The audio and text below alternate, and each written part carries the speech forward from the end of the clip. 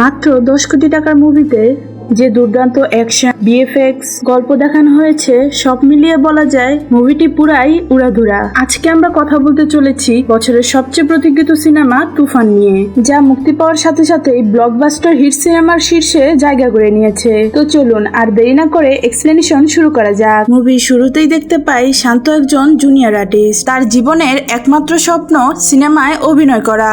শান্তর জীবনটা খুবই সাদামাটা। দুনিয়াতে তার আপন বলতে কেউই ছিল না।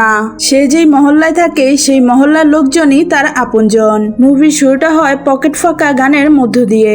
শান্তর গানে বোঝা যায় সে একদিন অনেক বড় হবে, তার অনেক টাকা হবে।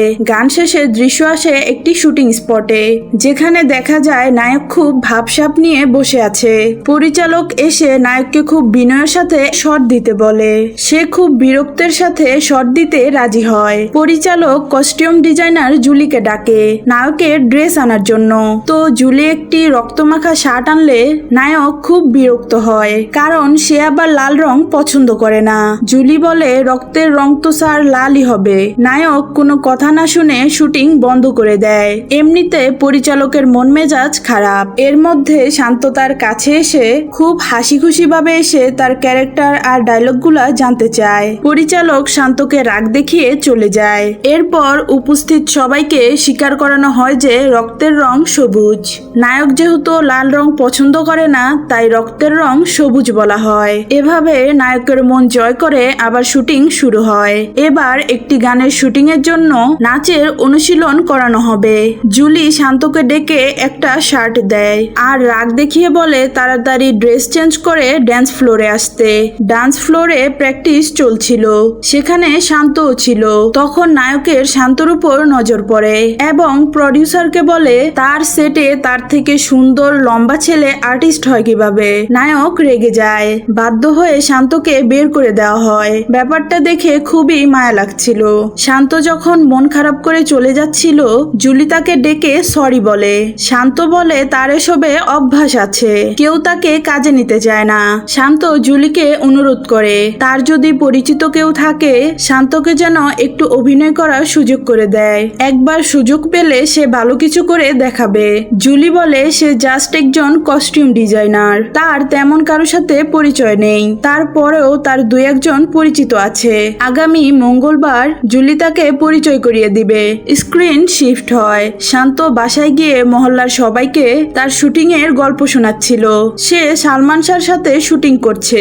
সালমান শাহ মৌসুমীর রোমান্টিক গানে কিভাবে অভিনয় করেছে সে সম্পর্কে সবাইকে বলে। এই সময় উপস্থিত একজন বলে সালমান শাহর অভিনয় তো কতই দেখি, শান্ত ভাই আপনার অ্যাক্টিং দেখবো কবে। শান্ত বলে তার অ্যাক্টিং দেখতে হলে যেতে হবে সিনেমা হলে।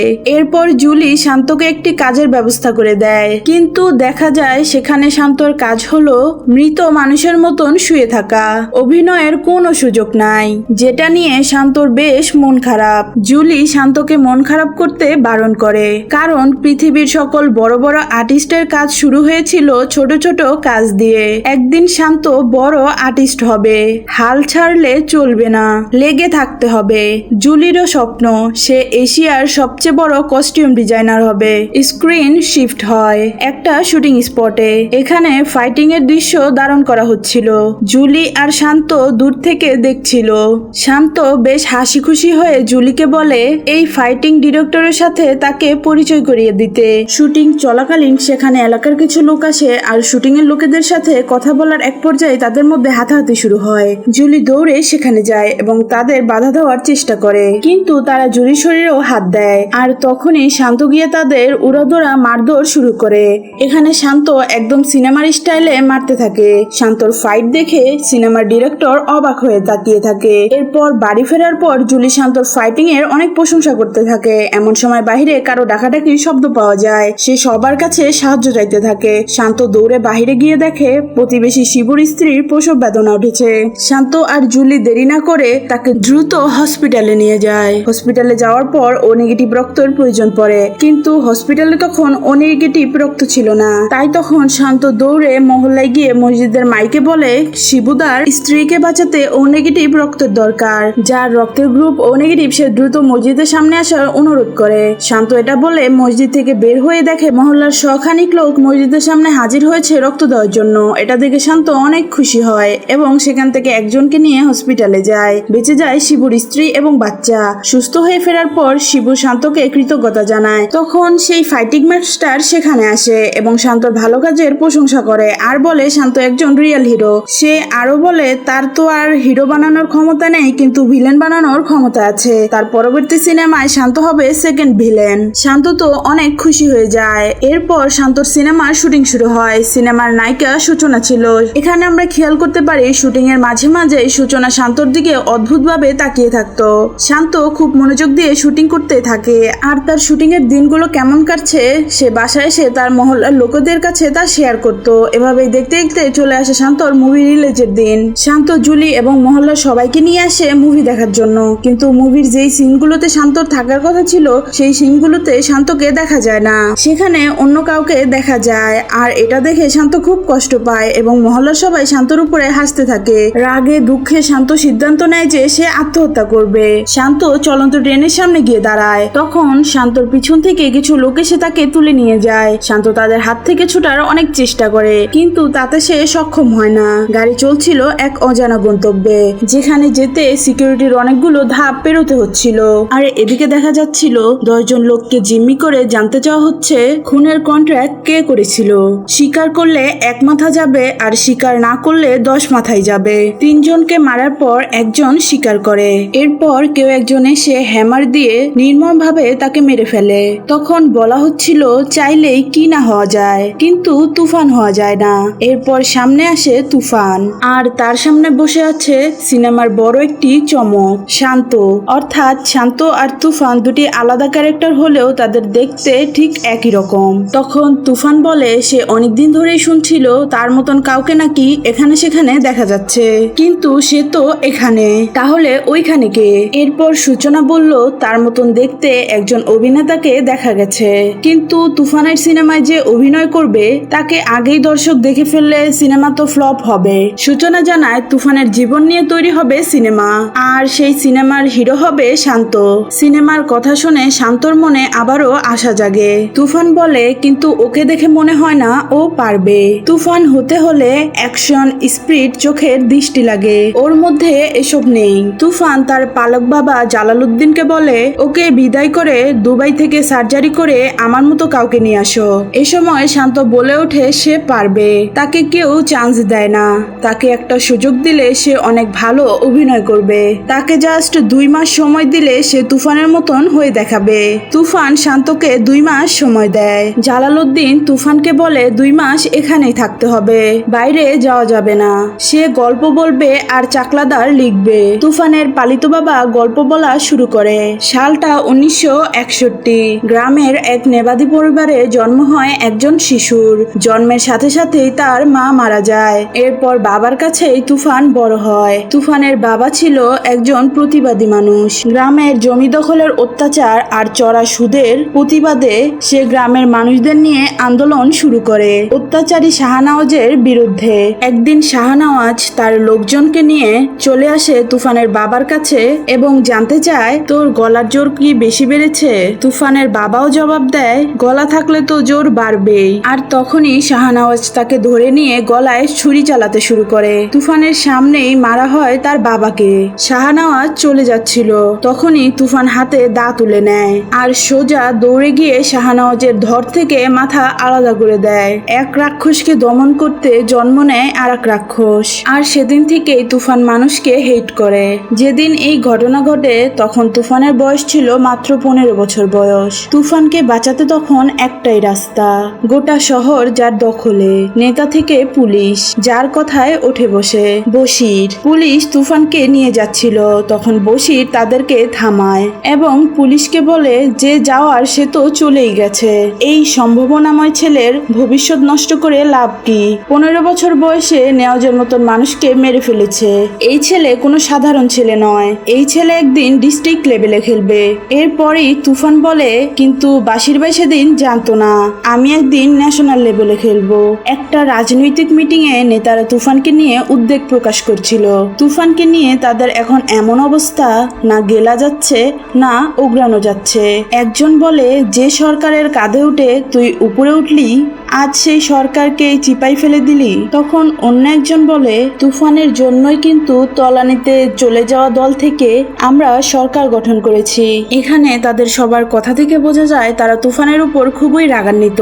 তারা সবাই মিলে তুফানকে মেরে ফেলার প্ল্যান বানাতে শুরু করে, কিন্তু তারা এটাও ভাবে তুফানকে কে মারবে, কার এত সাহস আছে। এ সময় টপ লিডার ইয়াসিন বলে, দেখা যাক সে কোনো ব্যবস্থা করতে পারে কিনা। মন্ত্রীদের মধ্যে একজন তুফানের সাথে দেখা করে জানায় মন্ত্রীরা সবাই তুফানকে সরানোর প্ল্যান করছে, শুধুমাত্র সেই তুফানের পাশে আছে। কিন্তু সে তো একা, সে একা কতক্ষণ তুফানকে বাঁচাতে পারবে। তার চেয়ে তুফান যেন কিছুদিনের জন্য দুবাই গিয়ে গা ঢাকা দেয়। তুফান ওই লোকটাকে জিজ্ঞেস করে, আপনার ব্ল্যাক টাকা 500 কোটি সুইচ ব্যাংকে হোয়াইট করার জন্য কে সাহায্য করেছিল? গাজীপুরে 100 একর জমি দখল, আর আপনার মেয়েকে যে ডাকাত কাশেম তুলে নিয়ে যেতে চেয়েছিল, এই ব্যাপারগুলো কে সমাধান করেছে? লোকটা স্বীকার করে সবকিছুই তুফান করে দিয়েছিল। তুফান আছে বলেই তো তারা নিরাপদ। তখন তুফান বাঘের মতন ওই লোকটাকে মারতে থাকে আর বলে, তাহলে তুফানকে সে কেন এত টেনশন দিচ্ছে? তুফান শুধু অন্যকে টেনশন দিবে, কখনো নিজে নিবে না। দৃশ্য আবার চলে আসে জালালউদ্দিনের কাছে, যেখানে সে গল্প বলছিল। সে আবার বলতে শুরু করে, পুলিশের কাছ থেকে ছাড়ানোর পর বশিরের ছায়ায় দিন দিন তুফান ভয়ঙ্কর হতে শুরু করলো। আস্তে আস্তে বাড়তে থাকে এলাকা, বাড়তে থাকে চাহিদা, তার বড় হওয়ার অদম্য ইচ্ছা। বশিরের কথা মতো টাকা লুট করে এনে তার হাতে তুলে দেয়। এভাবেই তুফান একদিন বড় হয়। সে একদিন চলে যায় শহরের বড় মাফিয়া তালাতের ডেরায়। তালাত তুফানকে চিনতে পারে না। তখন তার সহযোগী বেলাল তাকে বলে, এ হচ্ছে তুফান, বশিরে যে মারছে। এখানে আমরা জানতে পারি তুফানকে যে বাঁচিয়েছিল সেই বশিরকেই তুফান মেরে ফেলেছে। এটা শুনে তালাত খুব খুশি হয়ে তুফানকে অভিনন্দন জানায় এবং তাকে গিফট হিসেবে একটি গান দেয়। আর এখন থেকে সে তুফানকে নিজের দলের হয়ে কাজ করতে বলে। তুফানও মুচকি হেসে বলে, শহরে নতুন আসলাম, তাই ভাবলাম ভাইয়ের জন্য মিষ্টি নিয়ে যাই। তালাত খুশি মনে মিষ্টি হাতে নেয় আর সবাইকে বিলিয়ে দিয়ে নিজেও একটা মিষ্টি খায়। আর তখনই সবাই অসুস্থ হয়ে মাটিতে লুটিয়ে পড়ে। তুফান তালাতের উপহার দেওয়া গান দিয়ে এই মুহূর্তেই সবাইকে গুলি করে মেরে ফেলে। তারপর সে যখন চলে যাচ্ছিল তখন দেখা যায় একজন এখনো জীবিত আছে। তুফান জানতে চায় সে কি মিষ্টি খায়নি। তখন সে বলে তার তো ডায়াবেটিক্স, তাই সে মিষ্টি খায়নি। তার এমন চালাকি বুদ্ধি তুফানের ভালো লাগে এবং তাকে নিজের সঙ্গী হিসেবে নিয়ে যায়। এরপর তুফান আর বেলাল রাজধানীতে আধিপত্য বিস্তারের ব্যাপারে কথা বলছিল। বেলাল জানায় ঢাকার বাইরের হিসাব আলাদা, একটা ডন পুরো একটা এলাকা দখলে রাখতে পারে। রাজধানীতে রাজ করতে হলে রাজনীতিতে ঢুকতে হবে। তুফান বলে, তাহলে রাজনীতিতে খেলার ব্যবস্থা করো। বেলাল বলে, 4 ডিসেম্বর 5 স্টার হোটেলে একটি পার্টি আছে, সেখানে বিরোধী দলের সব নেতারা উপস্থিত থাকবে।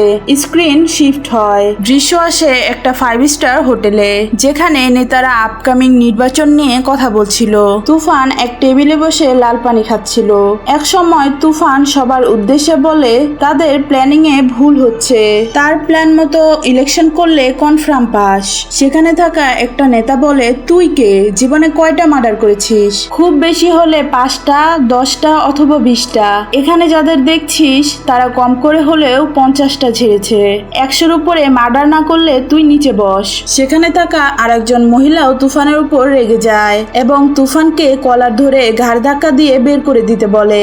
আর একজন তো তেড়ে এসে তুফানকে গালাগালি করে এখনই বেরিয়ে যেতে বলে। তুফান শান্ত ছেলের মতো সেখান থেকে হাঁটা শুরু করে, সোজা বাইরে চলে যায়। গাড়ির ডিকিটা খোলে, সেখানে থাকা সবচেয়ে ভারী একটি গান বের করে আর ভেতরে যায়।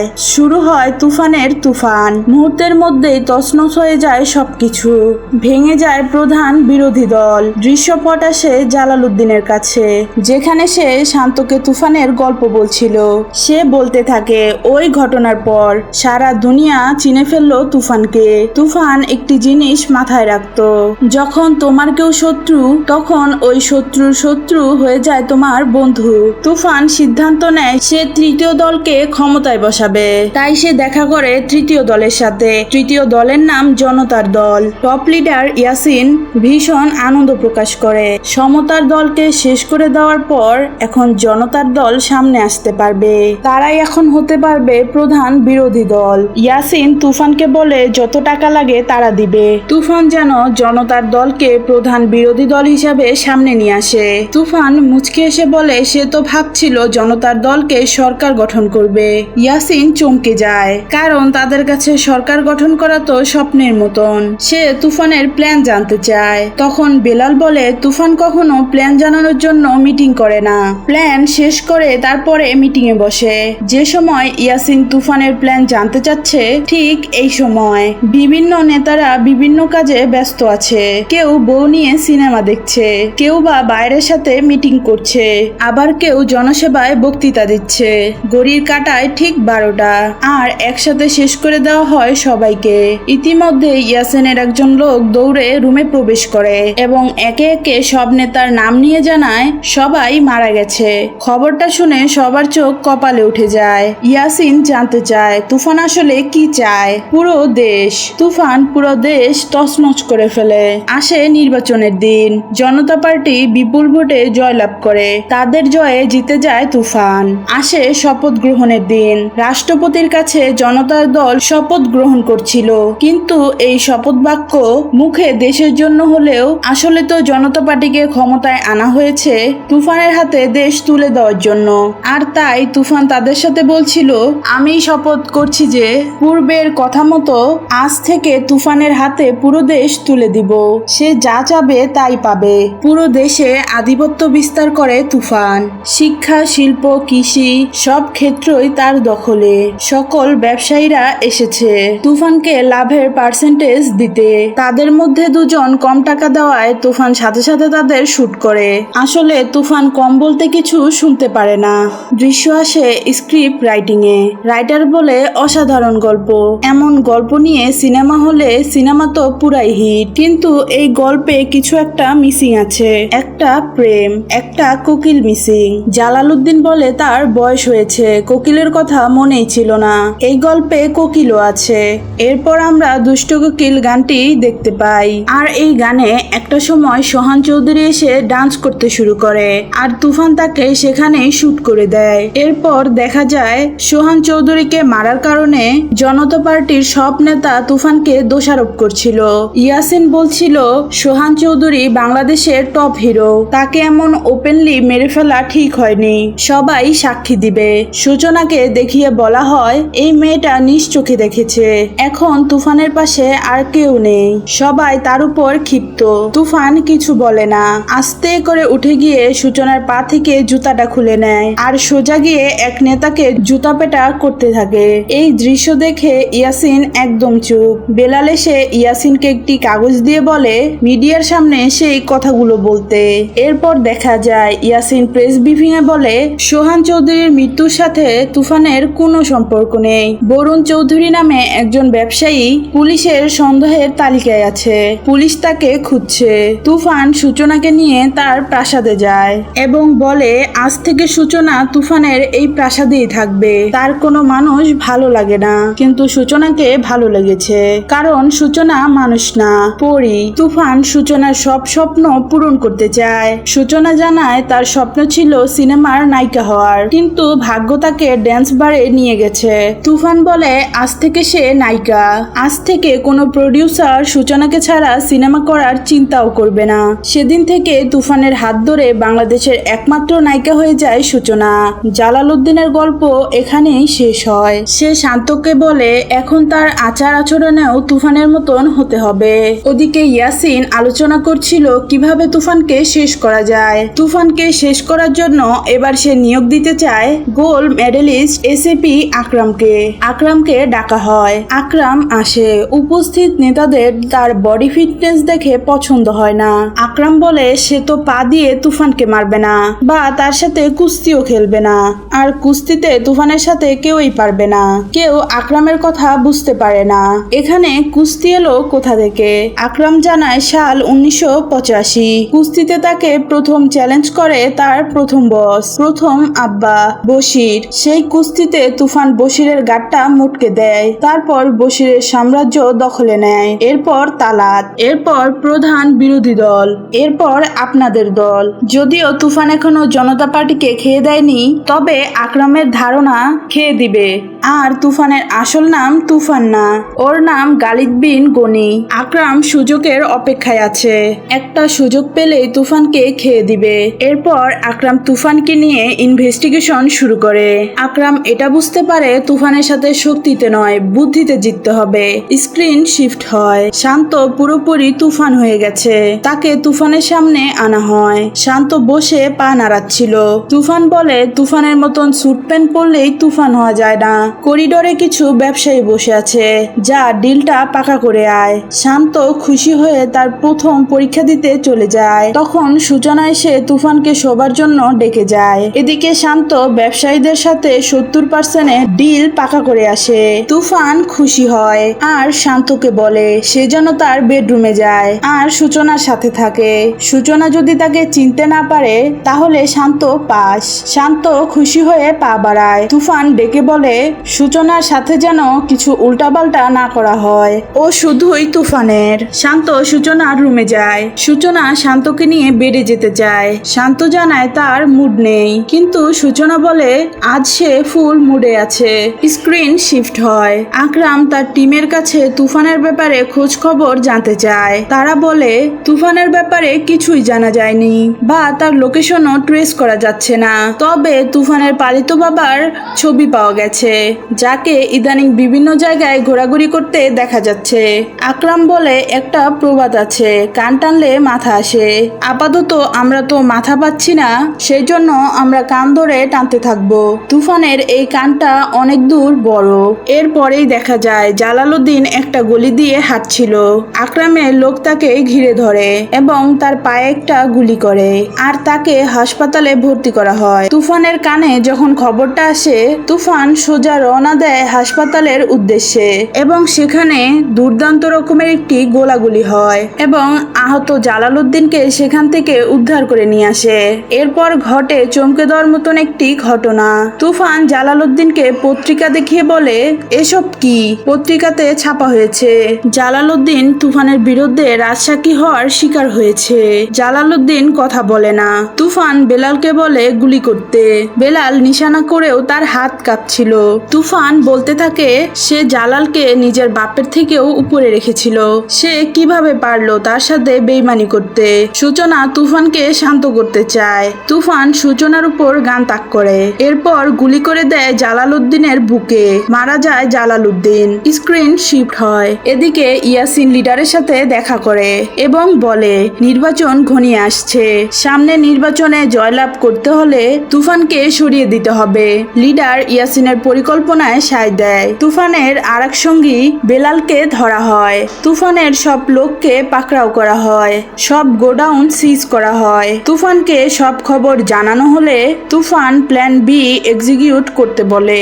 এরপর তুফানের আরো কিছু ব্যবসা বন্ধ করে দেওয়া হয়। তুফানকে জানানো হলে তুফান তার বাবাকে ডাকতে বলে।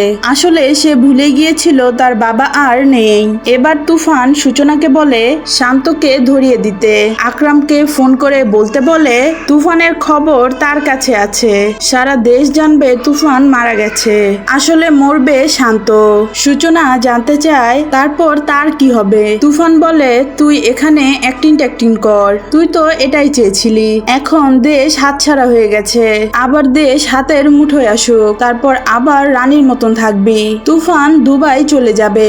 সে শান্তকে বলে সে কিছুদিনের জন্য দুবাই যাচ্ছে, শান্ত যেন এখানে ব্যবসা দেখাশোনা করে। তুফান সূচনার কাছে বিদায় নেয়। দুইটা কালো গাড়িতে যাচ্ছিল তুফান আর শান্ত।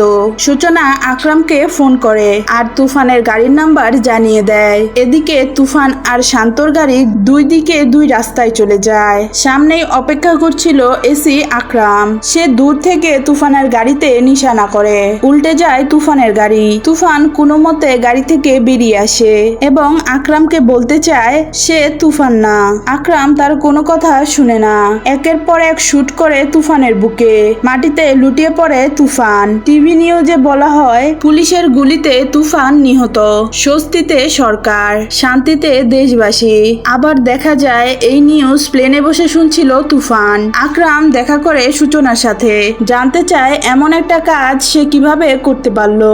সূচনা বলতে থাকে তার আর কোনো উপায় ছিল না, তাই সে আসল তুফানকে পুলিশের হাতে তুলে দিয়েছে। তুফান তাকে খেলনা বানিয়ে রেখেছিল, সে তাকে যেভাবে খুশি ইউজ করত। ক্ষমতা টিকিয়ে রাখতে সে যে কাউকে মেরে ফেলতে পারে। আকরাম বলে তাই বলে নিজের প্রেমিককেই। সূচনা জানায় সে শুধু একজন ভালো মানুষকে বাঁচিয়েছে। একদিন রাতে তুফান সূচনাকে টেস্ট করার জন্য শান্তকে তার কাছে পাঠায়। তখন সূচনা তাকে তুফান ভেবে বলে, শান্ত ছেলেটাকে না মারলে হয় না, ও সিনেমায় কাজ করার স্বপ্ন নিয়ে এখানে এসেছে, ও তো আর জানে না ওকে মেরে ফেলার প্ল্যান করা হচ্ছে। তখন শান্ত সূচনার পা ধরে জীবন ভিক্ষা চায় আর তাকে পালানোর উপায় করে দিতে বলে। সূচনা বলে শান্ত যেখানেই পালিয়ে যাক, তুফান তাকে খুঁজে বের করবেই, বাঁচতে হলে প্ল্যান করে বাঁচতে হবে। আর এরপরেই সূচনা আসল তুফানকে আকরামের হাতে তুলে দেয়। সূচনা চলে যাচ্ছিল, আকরাম জানতে চায় ওই অভিনেতা এখন কোথায়। সূচনা বলে হয়তো কোথাও অভিনয় করছে, মুভিটা এখানেই শেষ হতে পারত, কিন্তু আমাদের জন্য অপেক্ষা করছিল বড় একটা টুইস্ট। আকরাম একটা হাসপাতালে যায়, একে একে নার্স ডাক্তার সবাইকে মেরে একটা কেবিনে যায়। কেউ একজন আকরামের দিকে হাত বাড়িয়ে দেয়, সে আর কেউ নয়, তুফান। একটা বাঘকে নিয়ে সে বসেছিল। এই গল্পের বাকি অংশ জানার জন্য আমাদের তুফান 2 এর জন্য অপেক্ষায় রাখা হয়। তো বন্ধুরা, এই ছিল তুফান মুভির গল্প। যদি ভিডিওটা ভালো লাগে তাহলে চ্যানেলটি সাবস্ক্রাইব করে আমাদের সাথেই থাকুন। কমেন্টে জানান আপনার মতামত। সুস্থ থাকুন, ভালো থাকুন, আল্লাহ হাফেজ।